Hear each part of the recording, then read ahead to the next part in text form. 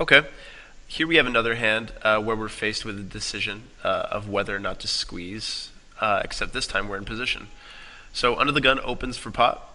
He's a aggressive player playing a 38-33 through a big sample. Middle position calls, and the cutoff calls. Now the actions to us. Um, Typically the way that I approach these situations is I first look at the end of the gun opener and how tight or how loose they are. What's your approach to these situations? Like, do you kind of have do you have similar thoughts, or what would you do? Do you normally squeeze here?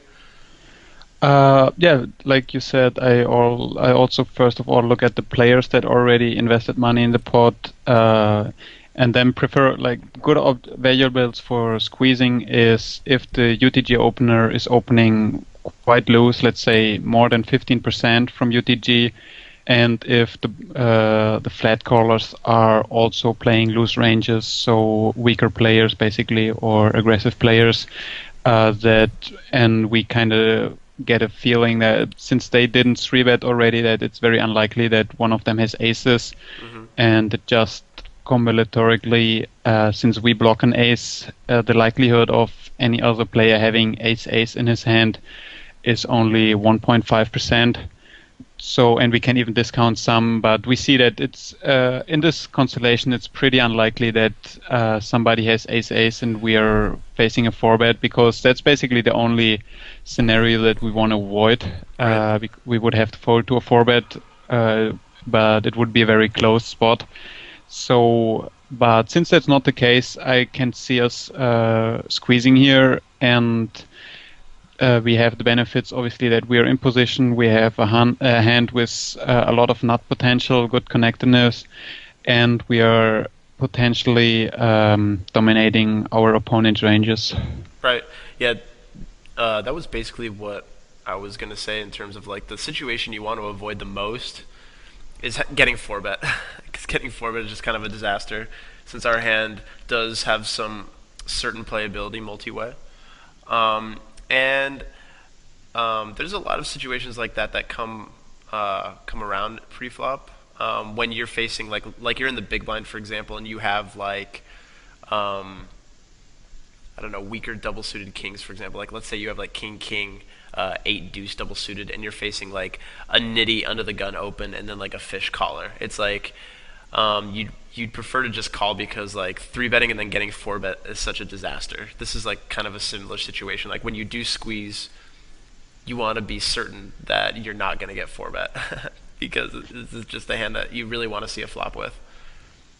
Exactly. And the only, yeah, another reason on not to squeeze here would be if the players in the blinds are also weak and loose players Hmm. that we want to invite to come along Hmm. and play a big multi-way pot with us having position and not potential, and then stacking some of the weaker player, well, like somebody that can't fold flushes, and when we make the nut flush, we are guaranteed to get stacks in. Hmm. So I think it's one like the previous hand, where we can't really say it's good or bad to squeeze or to flat call because both options are fine.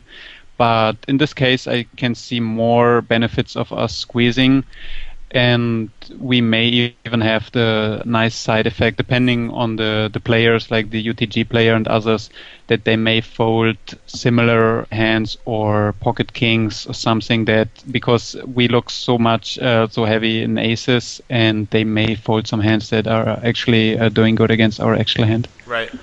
So here's a question for you. Um, would you ever squeeze a non like big card hand, or in other words, like your range for squeezing here is always going to be like pretty strong and like big card heavy, right? Like you would never like let's say you had like 9-8-7-6 like double suited, for example. Is that a hand that you would ever consider squeezing in this spot, or would you always just peel?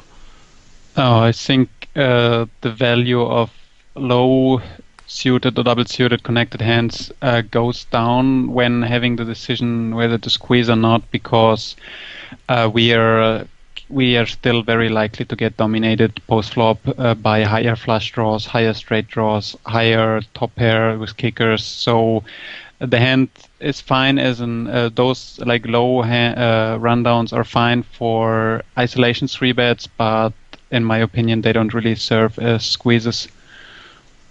Yeah, I agree. Especially like again, like in those very low SPR situations, it's where a lot of the profit comes from is domination potential in terms of like pair and side cards and like pair plus flush draws.